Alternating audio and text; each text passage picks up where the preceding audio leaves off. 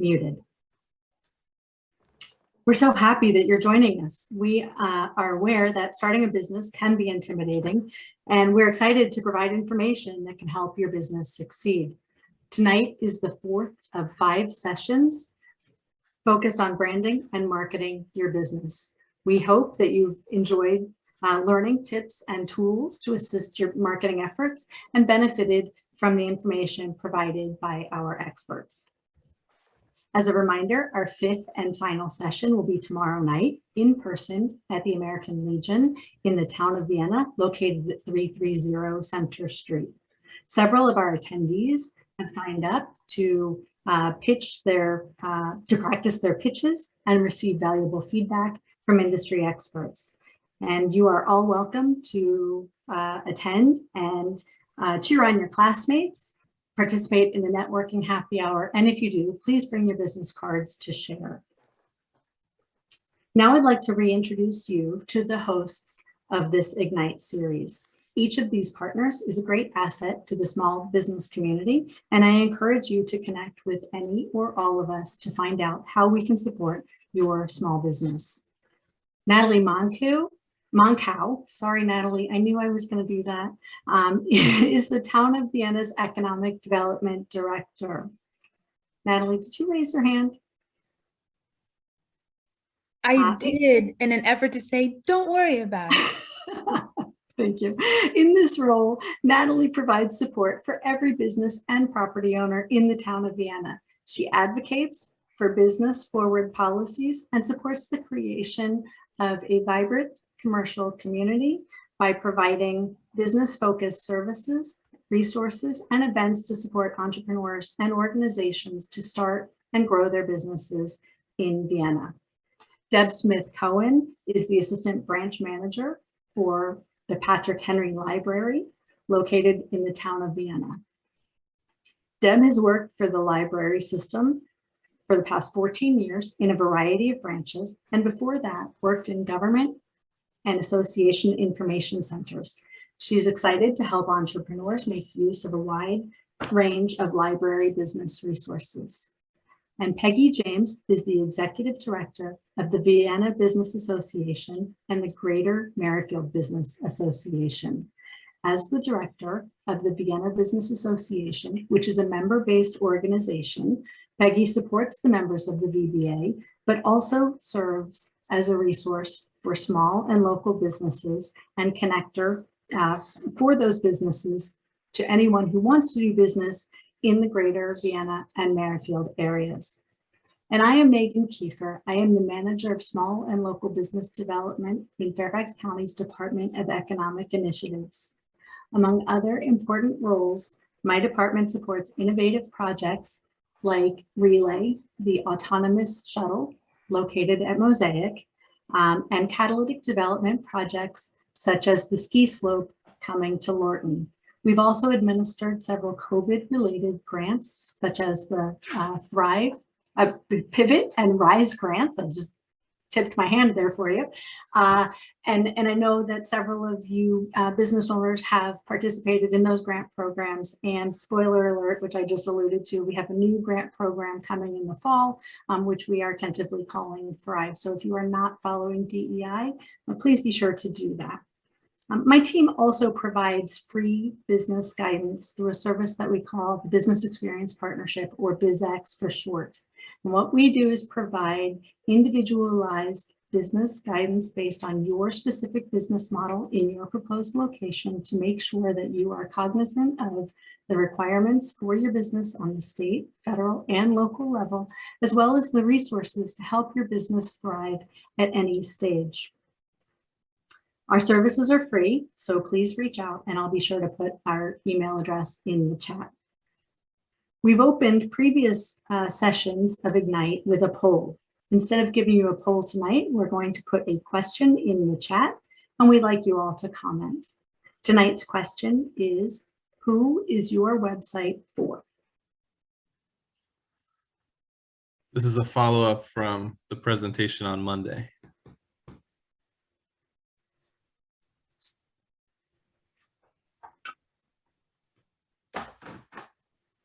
But I don't see that chat.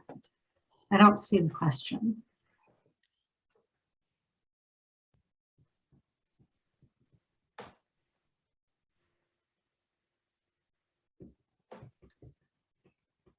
There we My go. keyboard, Clients. my keyboard was being weird. So Okay. sorry. That's okay. And then I was muted, which didn't help either. So So I see for clients and potential clients. Anyone else? Eco-conscious shoppers. Okay. Parents, caregivers, and local providers. Betsy doesn't have a website yet.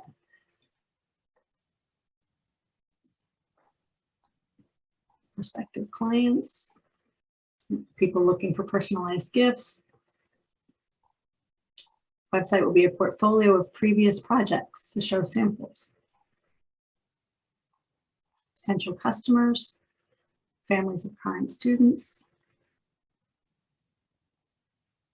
One more minute, see if anybody. Retail customers.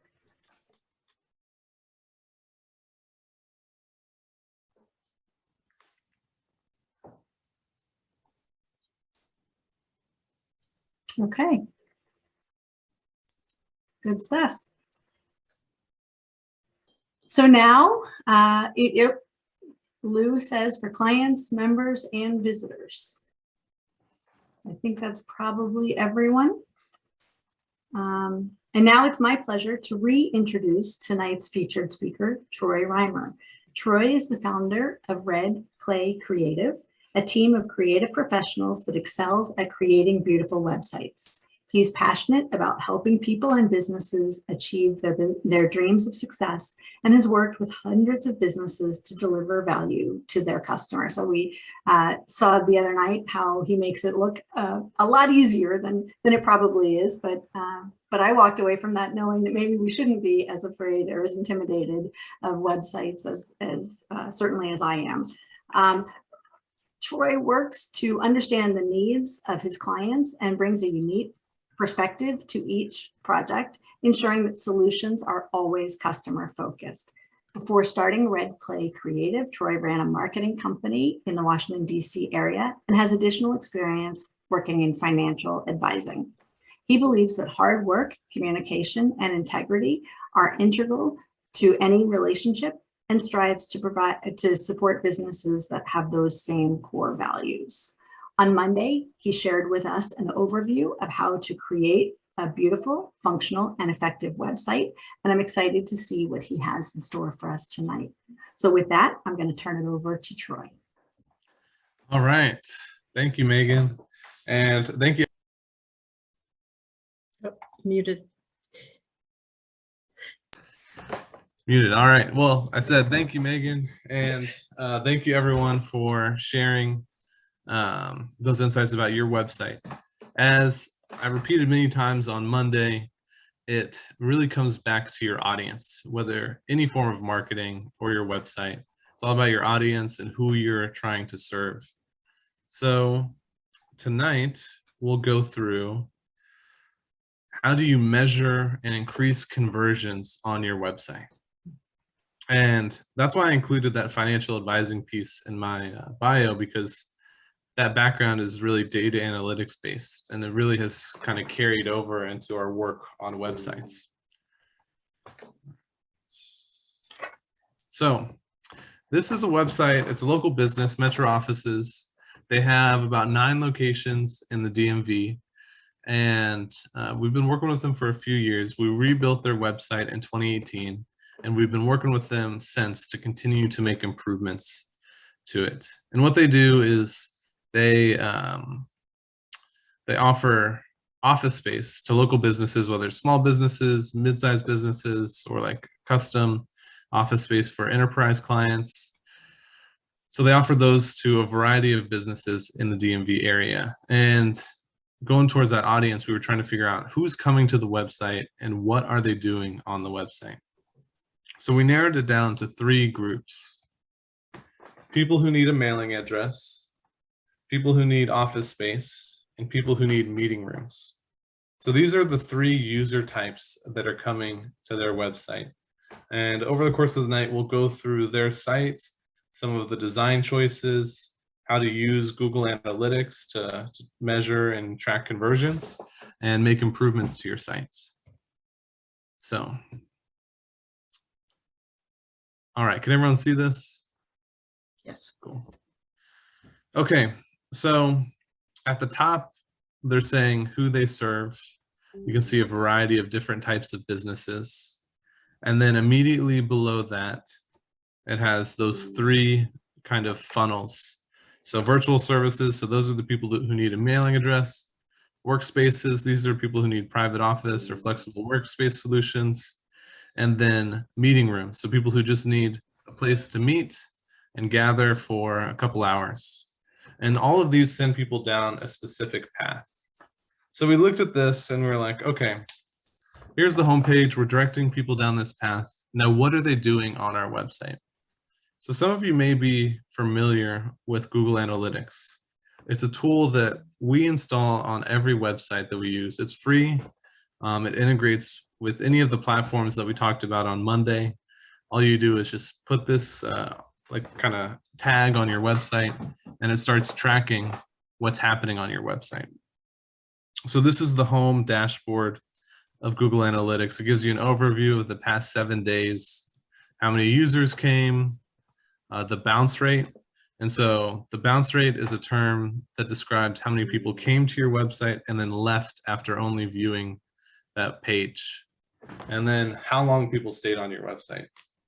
So this initial dashboard just kind of gives you a basic update of what's going on. You can see time of day, when people are most likely coming to the site. But going back to the audience for Metro offices and what they're doing, the place that we started was under behavior. And then under site content in all pages. And so right now it's set up to just show the past 7 days, but I'm going to stretch it back to January 1. Okay, so now what this is showing is all of the page views from January 1 of this year all the way up until yesterday. And we're able to see this slash just means the home page. So majority of traffic's going to the home page. And then this page called review plans, and then private office, virtual office space, locations. We're starting to get an idea here of what are the most important items to people on the website. And this review plans page stuck out to us. Makes sense that the homepage is going to be where they come the most, but people going to the review plans is kind of interesting because that tells us that they're probably looking for pricing. And we've made some changes to the website since we found this out. So this used to be called review plans. If you click on it, it shows all of the virtual membership options, but it doesn't show you the other pricing options for those other user types. So we've covered one user type here. This is the second most visited page on the website, and we're missing the mark because we're not catering it to the other user types or giving them an option to dig deeper down their path. So this was a huge problem that we discovered with Metro offices.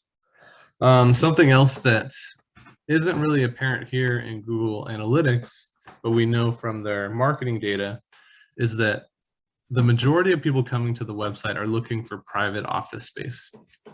It's about 70%. So to have a page, the second most visited page, be dedicated to a service that isn't their top service doesn't make sense. And this is the value of Google Analytics. We can see just in this one screen, we've gleaned all that information because we've seen what are the top pages. So here's a few other things in here under behavior. You can see the landing pages. This is the difference between all pages and landing pages is all pages is just any page someone has visited, and landing page is the first page that someone visits.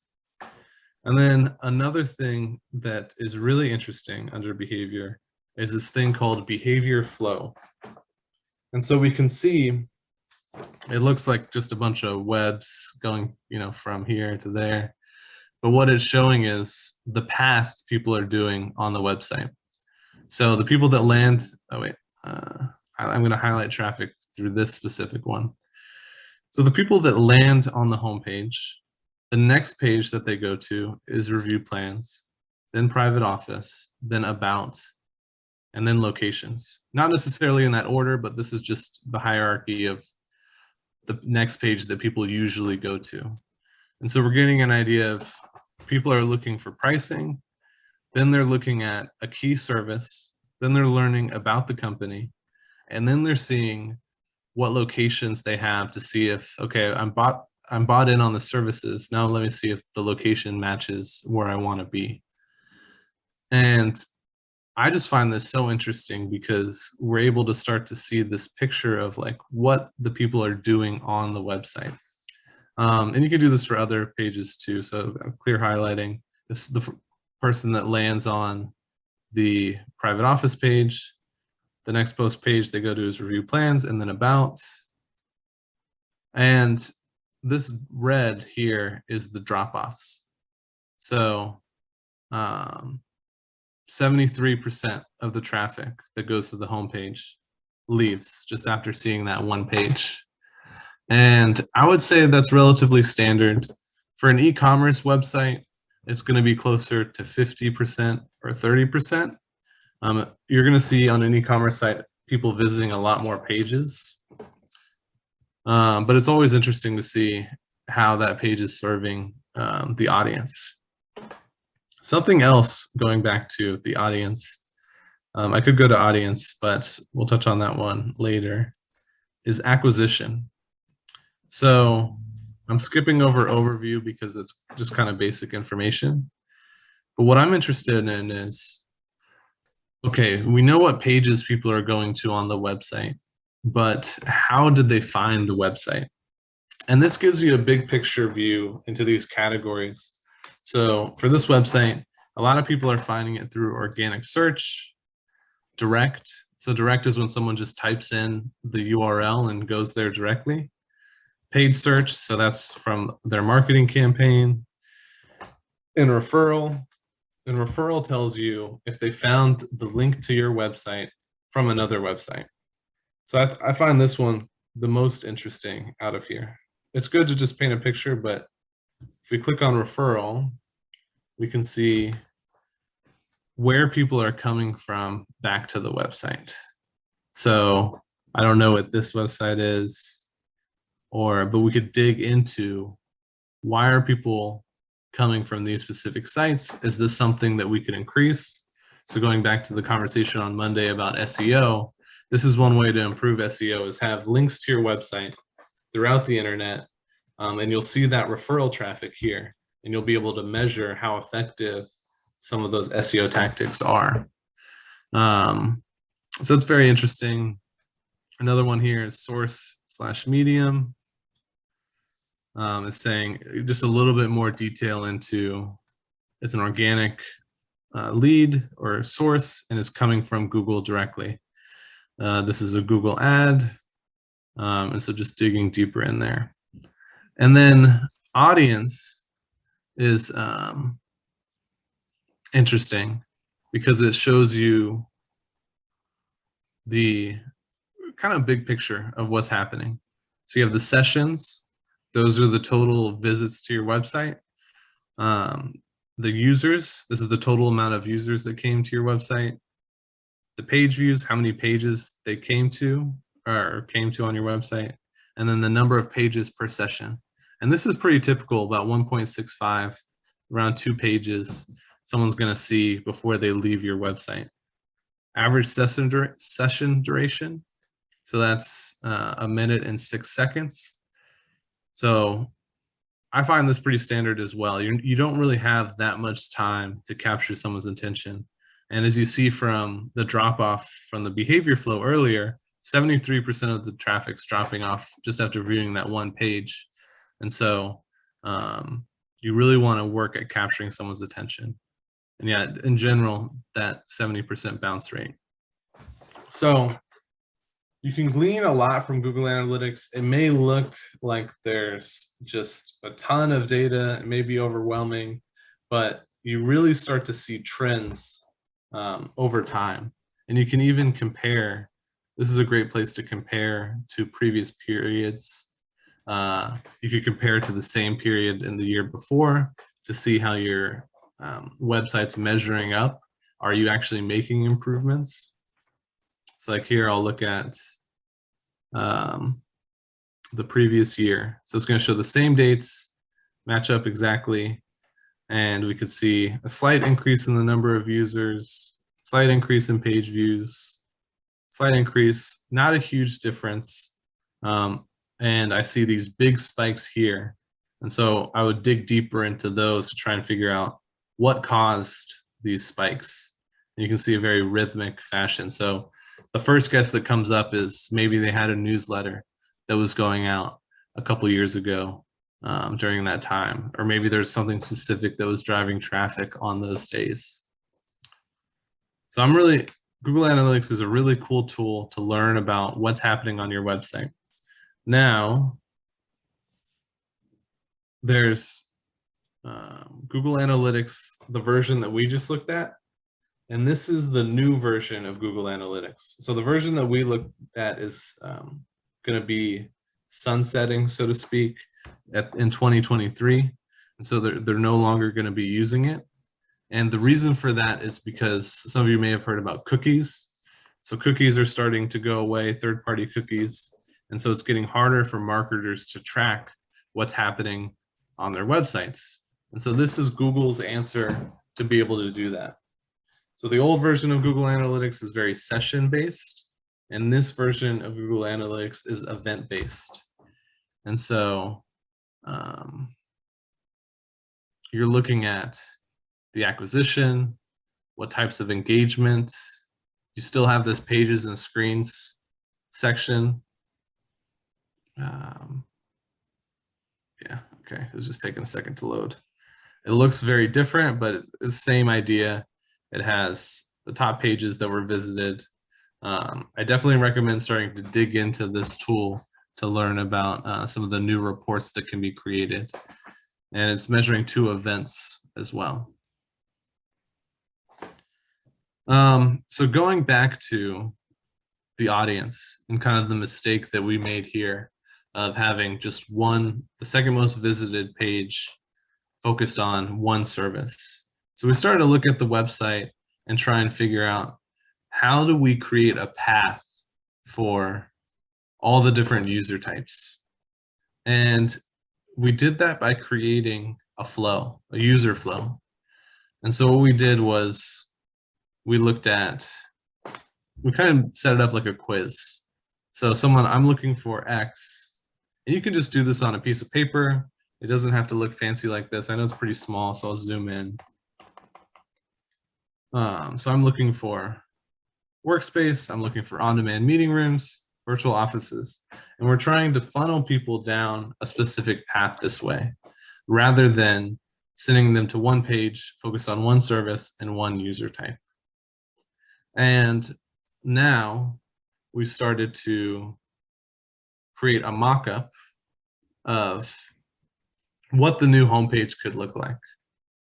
So here I'm going back to, this is the current homepage. It's nice. It tells what types of businesses are there, but it doesn't drive action. And so going here, this new homepage or new banner at the top of the homepage addresses, how can we help you get started? We see get started here also. And this will drive people down the funnel of the path, the user type that they are, and get them the information that they need faster.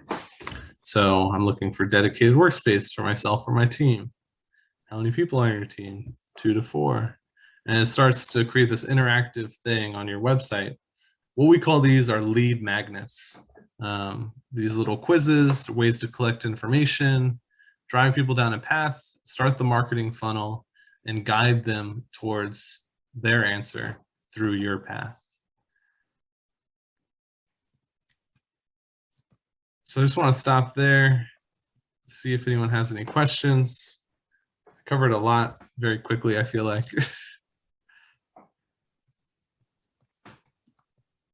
So Troy, we have a couple of maybe some general questions. People want to know, can Google Analytics be added to any website?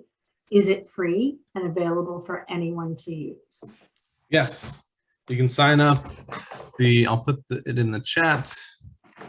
Analytics.google.com. All you need is a Google or Gmail account, and you can sign up and install it on your website. They walk you through how to do it, and the page builders or the platforms like Squarespace and Wix, they have really easy ways to help integrate it into your site as well. Right. And can you define bounce rate and also organic search? Yeah. So bounce rate is when someone comes to the website and then leaves after viewing that one page. And so you're measuring how many people, the rate is how many people went on to another page versus how many people just left after viewing only one page. And then actually questions from my co-hosts. Does Metro Office have lots of external links leading to their various pages? Yeah. Yeah, so they've done a real concerted effort over the past 10 years to focus on SEO. Part of SEO is finding ways to link your website throughout the web. The more links your website has from verified places, the more likely that Google's going to show it, basically. Great. And then can referral traffic come from paid ads, digital ad buys? No. So it could come from like a local, let's say one of our clients is the Georgetowner, they're a local newspaper. You could buy an ad on their website. That would count as referral traffic, but referral traffic isn't going to come from a Facebook ad or an Instagram ad or a Google ad. That'll be specifically categorized as paid advertising. And then Troy, did you answer the question of what is an organic search? I didn't know. Cut you off with a new question. Oh Sorry yeah. So organic search is just when someone Googles or searches like any of the search engines, but Google's the most popular. When they just search you or search something and they find your website. So for them to have, in this case of Metro Offices, the most of their traffic coming from organic search, that's really powerful. I don't usually see that. Usually I see around 10 to 20%. Okay. And then someone has asked, how can one create a funneling system on a website that sells art and art education? Art and art education. I guess I would want to know more about the audience because it always comes back to what do they want. So it's like a funnel for art.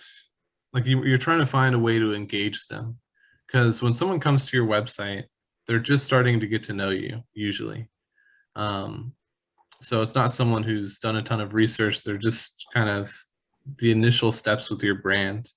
And so you want to find these hooks that you can do to engage people. So a newsletter may be a way to do that. Say a coupon code might be another way to do that. Quizzes are ways to do that, where you can learn like what type of artist are you, and then maybe sign up for the newsletter to get more tips and tricks based on the type of art that you like to do. And you can find creative ways to engage your audience that way. Great, very helpful. Does anybody else have a question? You can unmute yourself and ask Troy directly or put anything in the chat. Can I ask a question? Yes. I love these charts, but not everyone got into business because they love charts. Yeah. So I think that one of the things that I think you can reassure people is they have to learn to see the data and see what it means and see what that scatter chart is telling you versus the line chart, and be willing to spend a little time digging in so that you really, it may look like gobbledygook at first, but it's worth the investment. I agree. Yeah, like I kind of look at it as detective work. It's like you see a spike in the graph and you just start digging. You're like, well, what happened on that day? Did I send a newsletter? Did a social media post go out? And then you start to use that information to then do more of that. Okay, I saw a spike that day. Let me try that again. Oh, wait, I saw another spike when I did that. And then it's just a way to measure and keep trying to engage with your audience.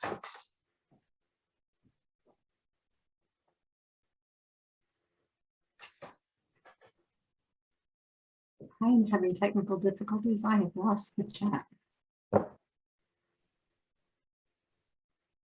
Oh, here we go. How or do outbound links impact SEO? Are links related to authoritative sites helpful? Yes. So when you just create a website on the internet, it's not really verified. And so when you have these authoritative links across the internet, and these could come from, let's say, a blog post where someone references something on your website.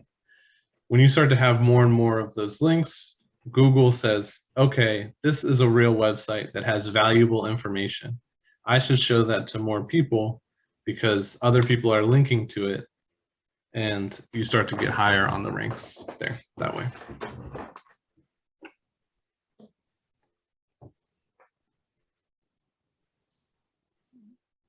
Oh, sorry, I misunderstood, Karen. So outbound links, not really. I'd have to ask Mike, our SEO guy, but I don't think it has a huge impact on it, but I could be wrong. I can follow up with you. So for those of you who aren't monitoring the chat, Karen asked,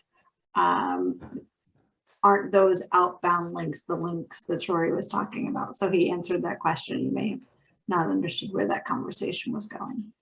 Yeah. I have a question. Okay.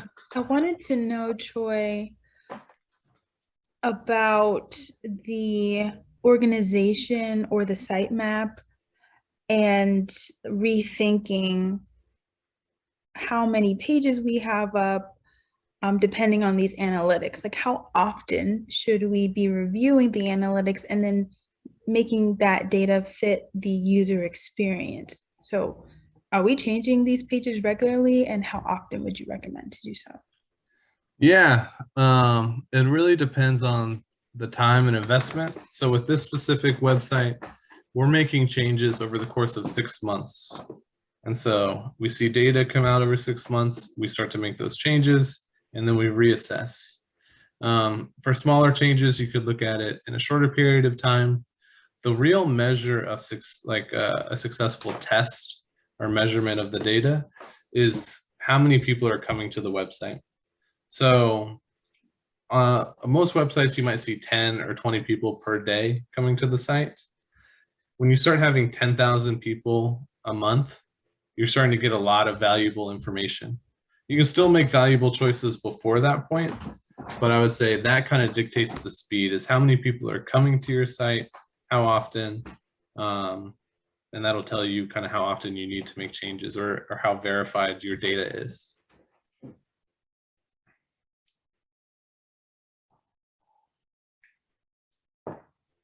I'm happy to open it up to questions if anybody else has questions that they would like to ask Troy.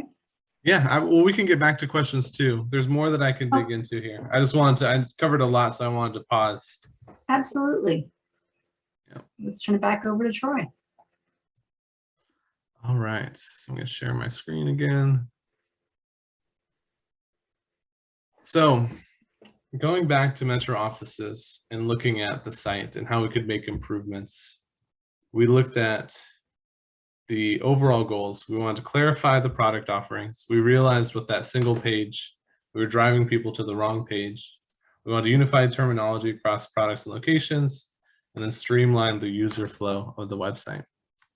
So as we dug into it, we found that Metro Offices was referring to certain products with multiple different names. And this isn't really useful for a lot of reasons, because it could confuse people, think there's more services than there are. It doesn't really help SEO because it doesn't have enough information about a specific service. So we started to clean up and look at, okay, this column, why don't we call all of this virtual membership, this private offices, this dedicated desk, and now we have a map that we can look at across the website. And when we add new pages, we can say, okay, what user type is this page for? How does it fit into the user flow? And then we can hand this off to a content copywriter to create content around that specific topic. And we actually ended up nixing one of the services in this process. So we reorganized the product offerings into dedicated workspace and on-demand services. This was just another way that we were siloing the traffic and trying to serve specific traffic to increase conversions.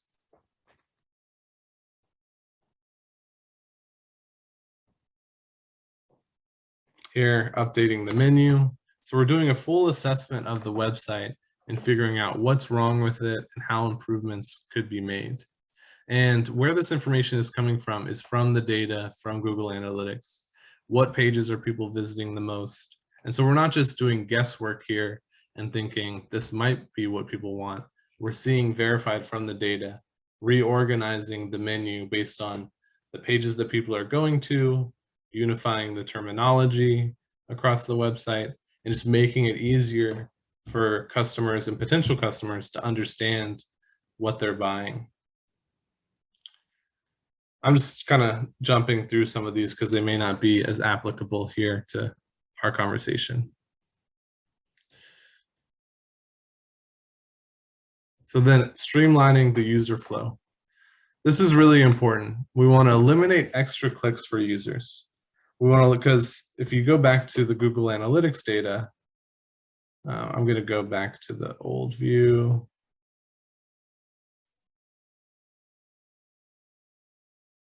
Go back to audience. Sorry. And then stretch it out again over to the beginning of the year. So here we can see that most people are viewing less than 2 pages. And that's why the number of clicks are so important on your website. And that's why your homepage is so important, because you really have that one chance to direct someone to where they need to go or they're going to leave. So look at your website and figure out what clicks can we eliminate, or are we sending people down the wrong path? And what is the end goal? We want to funnel people to a contact form as quickly as possible and eliminate dead ends. So in the case of this, the dead end was here. You click on remote offers, virtual memberships. Oh, this obviously isn't the site for me. I was looking for private offices. Leave. All right. So here are the clearly defined end goals for each user type. As you can see, it doesn't have to be some super complicated thing. It's really, okay, dedicated workspace. We need them to book a tour. Virtual membership. We want them to check out. Meeting rooms. We want them to book that online. So now we have this end goal of where we're taking the user, and we can start to create the path for how they get there. So this is that updated homepage. We started talking about funneling people with that lead magnet, that quiz, updating the menu so that it's a little bit clearer. Rather than remote offers, we changed it to get started. And then start thinking about how we redesign the checkout process so that it caters not just to virtual membership, but to all the different offers. So I just find this really the key and how you simplify this whole user journey is who are the users, what do they want, and what do we want them to do at the end of it? And then you can start to fill in the pieces from there.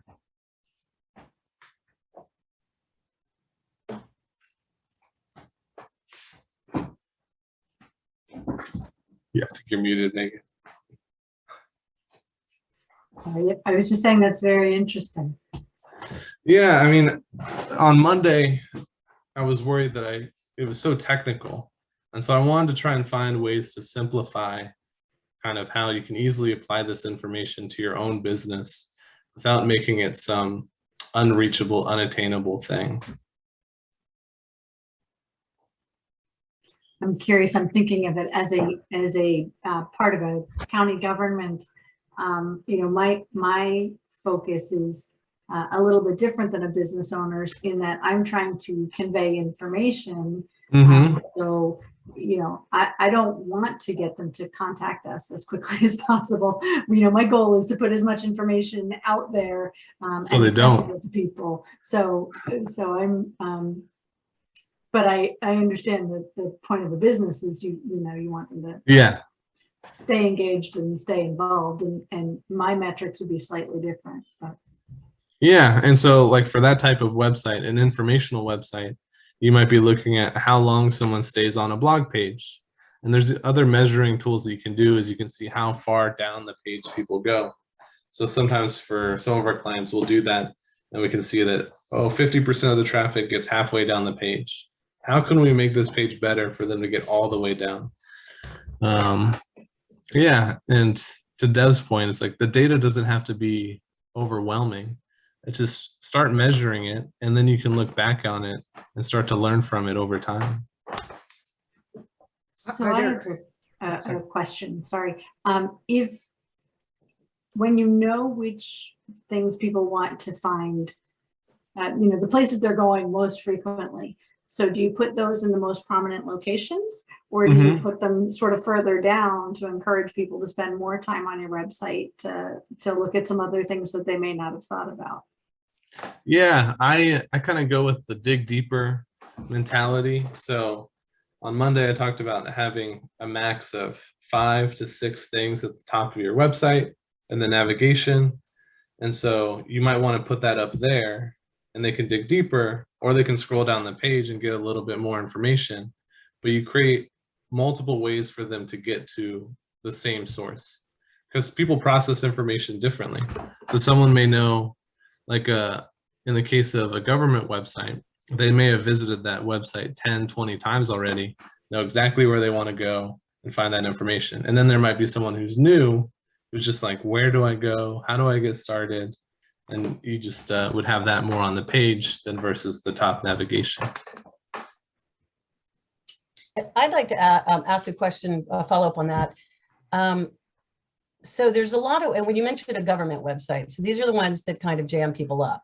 So if you're looking at time spent on a page, is there a way to tell, and I imagine you could probably do it through some of the clicks that people go through on one certain page to get to something, but you can't always look at the time, I would imagine, as being an indicator of how interested they are in that page if they can't get to the page that they want to be on. Like I've experienced this with, like, you know, Commonwealth, Virginia, IRS, different ones that are just pretty complicated about, or Virginia sales tax is one of them. Is there a way to kind of look at, or that's where somebody like you would come in and say, you're losing people because it's difficult to get where you need to be? Yeah, I would say you would look at the function of that page. So if it's a blog post, you know, someone's spending a lot of time on it, that means they're reading it. If it's a navigation page where they're like going into different categories, that means someone's stuck. And then you would want to solve that problem. Okay.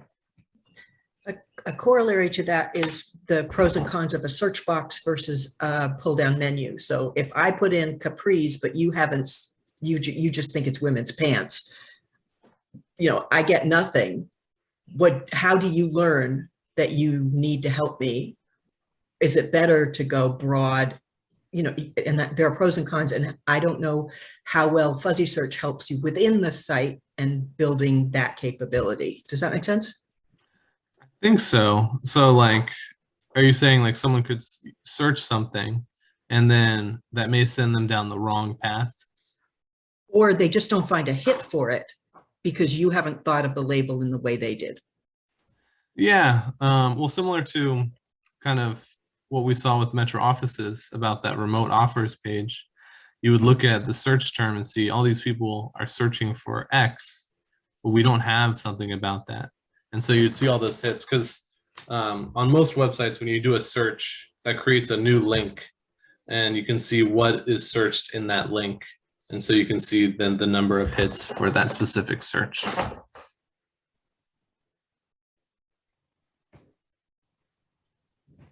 So we have a new question in the chat. For an e-commerce site, what stats would be most important to monitor to figure out where and how to improve sales and conversion? That's a great question. E-commerce sites, we work with a lot of e-commerce sites because exactly this reason. They're always looking to increase conversions. So abandoned cart is a big one. So that's the number of people who are adding something to the cart and then not checking out. And then there are different ways to retarget those people too. You might look at, so what we see a lot of times on an e-commerce website is you might have someone who goes to 5 different pages and then buys nothing. And you would want to try and figure out a way to hook those people back in. So a newsletter is an easy way to do that with a coupon code. And then you want to see, I think the number one stat is how many people, how many users are coming to your website and how many of them are actually buying something. We usually see 2% as a good rule of thumb. So you want to see every 1 to 2 people buying something out of 100. And if they're not doing that, you really need to look at why aren't they doing that? Are they getting stuck somewhere along the way? And then if it's over that, that's awesome. You're winning, doing great. Just find more ways to keep doing that.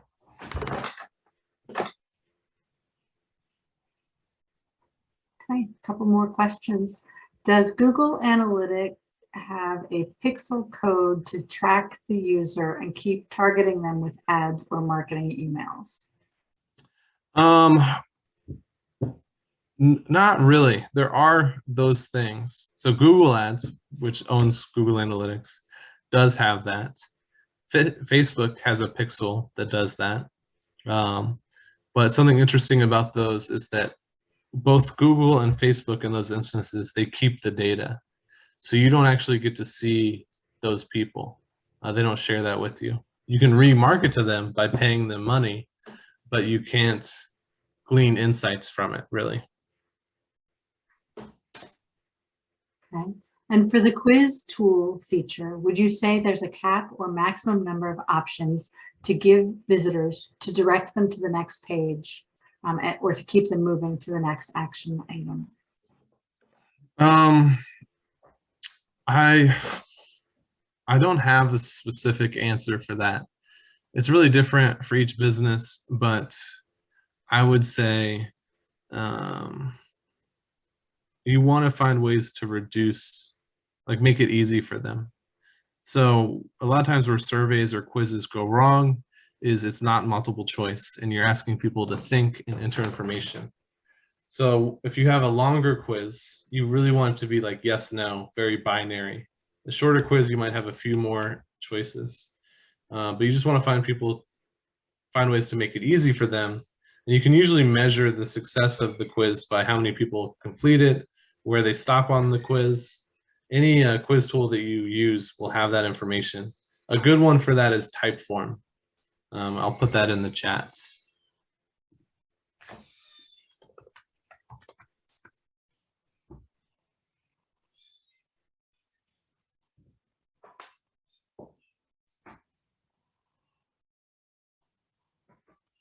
Okay. Does anybody else have questions? You're welcome to unmute yourself and ask Troy directly or put them in the chat.